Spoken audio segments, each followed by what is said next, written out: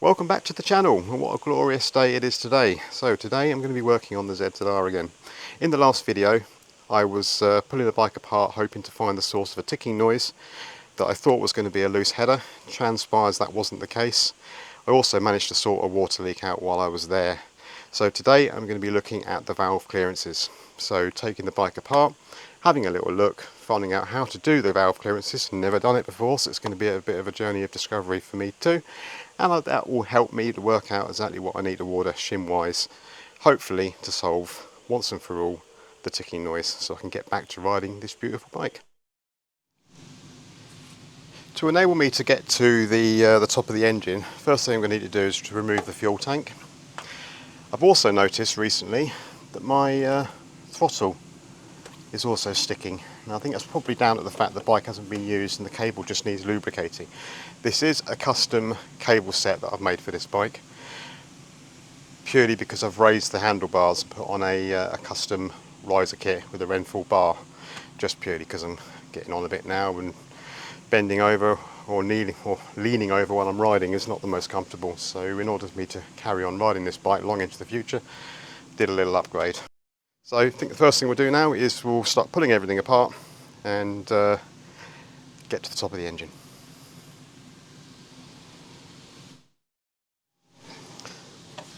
So, key in, lift the back of the seat and pull back, and that takes your seat off. Nice and simple. We've got 2 bolts to remove here and here. 2 bolts here and here. Disconnect your fuel pipe, which is here, and a single plug just here for the fuel sender. So whilst I'm here I might as well unplug that.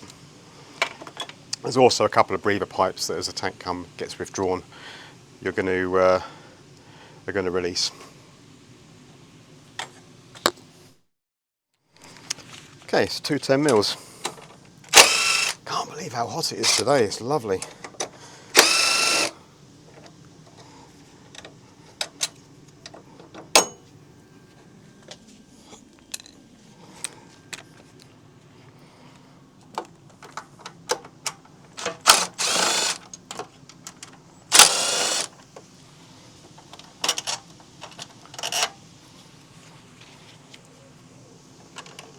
There's 2 little collars as well on these front bolts, so make sure you don't lose those. Helps everything line up properly.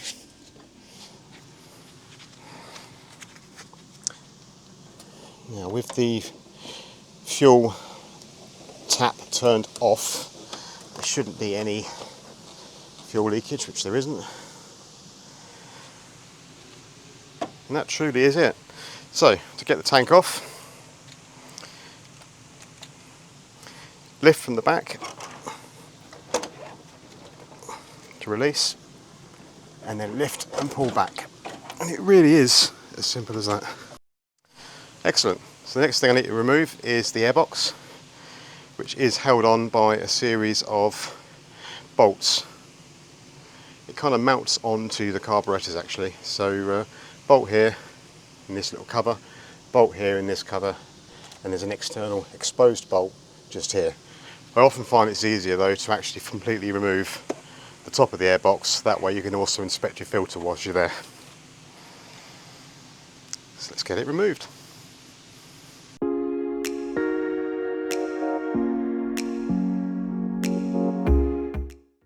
Okay, so now the airbox has been completely removed, you can get a good look now at the top of the engine. Boy, is it hot today. Wow. You know, it's hotter than a Miley Cyrus video. Whew. Anyway, so yeah, so we're having a good look at the top of the engine. I'm going to take the carburetors off. So I need to first of all remove this section here, which is like a boot section that connects the carbs intake wise to the airbox. So just a couple of 8mm bolts. Now there's some O-rings under here to make sure that you inspect and have a little look and keep them safe. So let's take this off. Then we're also going to be having a little look whilst I'm here at the throttle cable. As I say, this is a custom cable that I've made. Yeah, she's still quite slow to return. So we're going to have a little look at that cable later on as well. So I think we'll just tear into this next bit. So yeah, this off first. Then I'm going to have to disconnect the throttle cable so I can actually get these released from the carburetor. A bit of a pain of a job. Disconnect the pipe work, and then we can unbolt or unconnect the carburetor from the engine. And there's these little boots or inlet boots that sit here. And there's some little teeny tiny little Allen screws that need to be removed in order to get the carburetor off. So let's do that.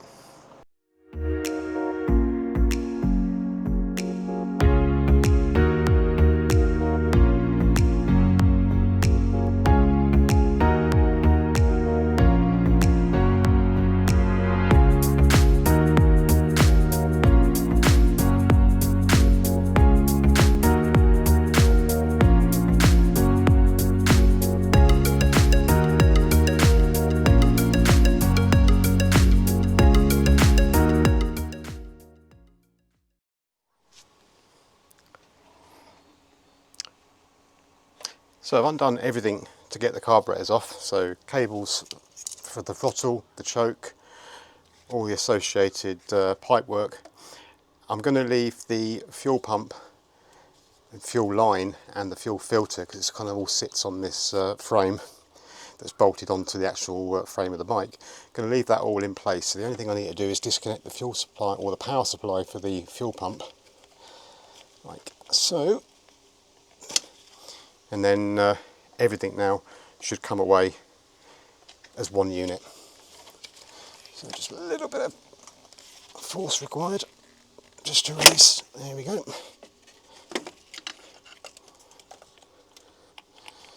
And assuming I've not forgotten anything, which I have, which is the idle adjuster. There we go. Everything should just come off. No fuel leaks.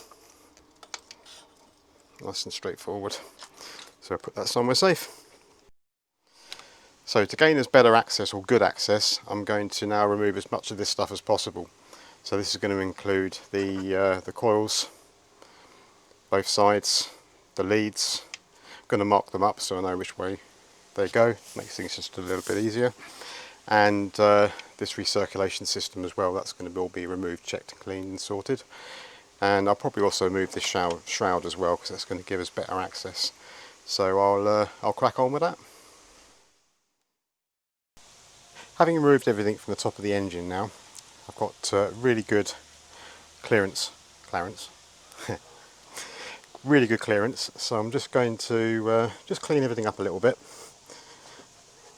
because when the bikes are used, they do collect dust and debris and detritus and all manner of things. At the moment I've got the spark plugs out, so I'm not fussed about anything going down those at all. So just clean it up just as much as possible. Guess it would have been a better idea to got the air compressor pumped up and cleaned up. I might paint this lid whilst it's off. I'm just going to release all of these.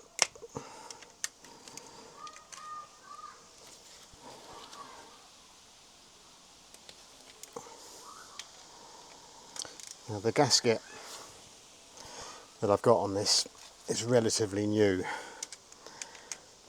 probably only about a year old at best. There is a possibility that I'm going to have to replace it, but we'll see. I'm hopeful that it will all just come off nice and easy. Okay, so the exciting bit. So now we get to take the top off. I'm going to try and use a plastic pry tool just to see if I can break. Actually, that came off really quite easy.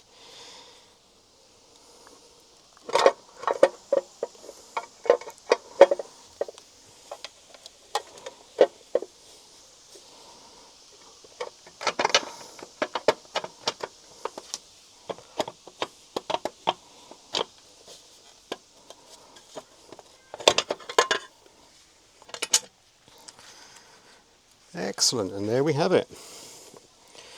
really good access now. I can actually see exactly what's going on. So I think what I'll do now is I'm just going to put some paper down here so I can just stop anything from getting into the oilways, and set about getting number one to top dead centre. So before we can rotate the engine to top dead centre, what I need to be able to do now is to remove this inspection plate. Now I'm hopeful, he says, that I'm not going to lose any oil, because I think the oil line is actually below it. But I've got a bucket underneath just in case, because there'll almost certainly be a little bit of residual. So it should just be as simple as cracking off these little 8mm.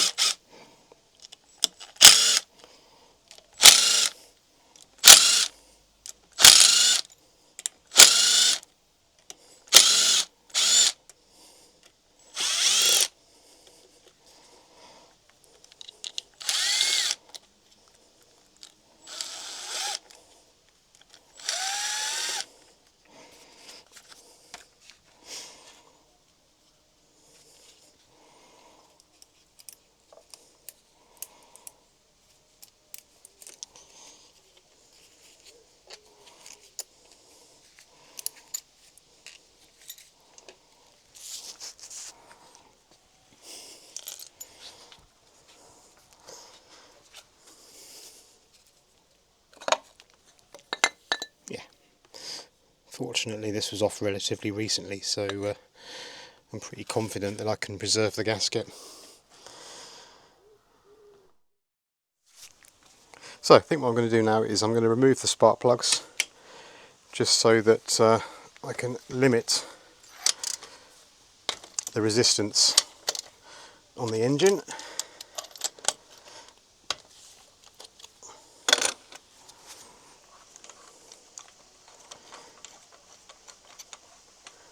So I can turn it over nice and easily,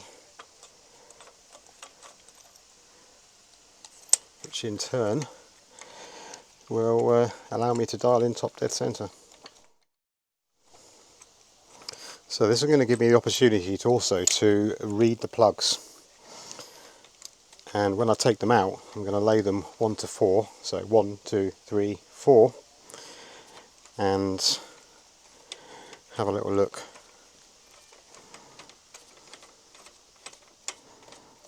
Gives you an indication as to how your engine's running, how it's burning. If you haven't got a set of these in your toolkit, I strongly recommend that you do, and they're lockable too, so they'll lock into various positions, but they're just so damn useful.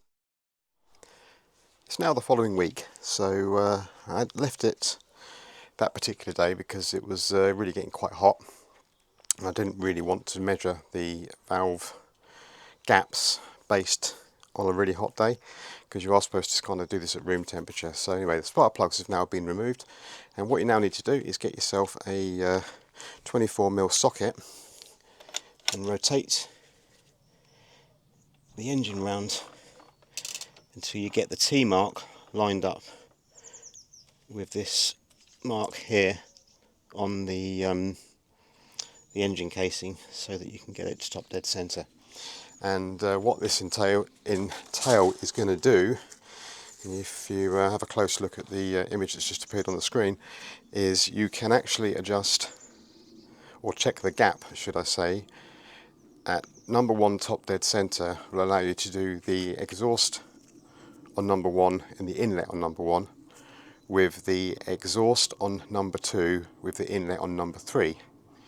You then rotate the engine round number 4 to be at top dead centre, which allows you to do the exhaust and inlet on number 4 with the exhaust on number 3 and the inlet on number 2.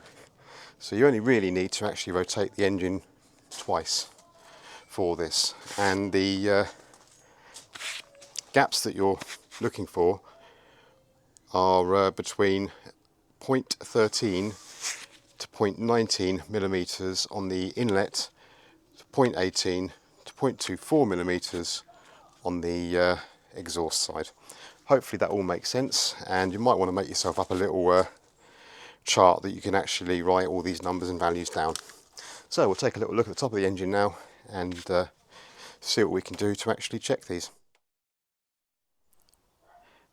Having rotated the engine round to top dead centre on cylinder number 1, you then have to then check the current valve clearances. And the way you do this is using a feeler gauge, and you'll notice that there's a little bit of sort of play, as you can just hear there, on the actual between the cam and the actual valve, and there's like a little arm, and the idea is to get the feeler gauge and drop it in where the shim actually sits on the top of the valve,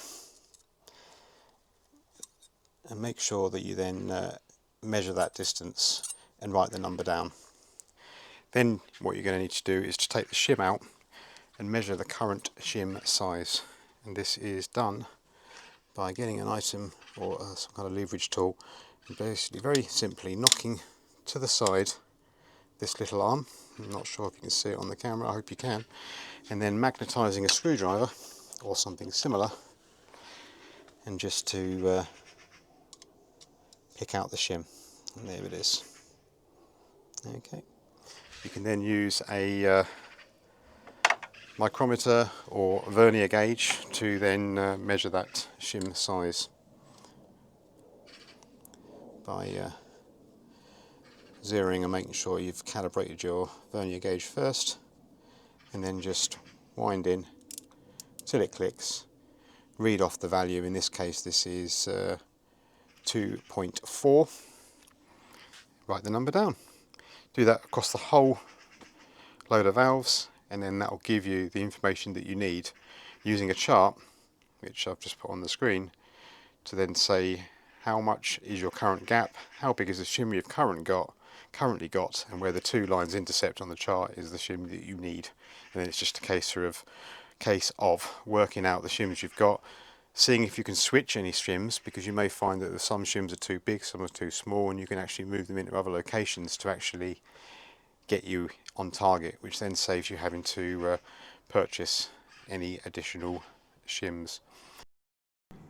So once you've measured your shim, you can pop it back for now, and the easiest way I've found to do it is just to use a magnetised tool or a magnetised screwdriver, get it roughly where it needs to be, then use an unmagnetised screwdriver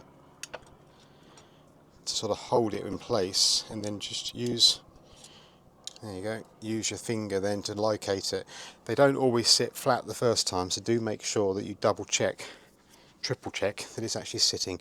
You'll know when you got it in right because it will just go in with ease. And then the all important clip back the arm so that you can lock the shim in place, and then move on to your next one. I found do them one at a time, don't try and do the whole lot in one hit, so it's quite systematic, just go through it all.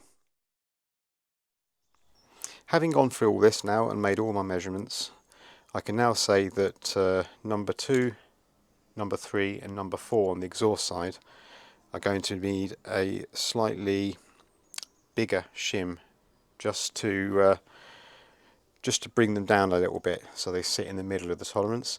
But I have noticed that number 2 on the intake side is really quite low. It's way below the tolerance. There's not much of a gap at all. That's going to need quite a small shim actually on both of these two to enable me to bring this back in line tolerance wise.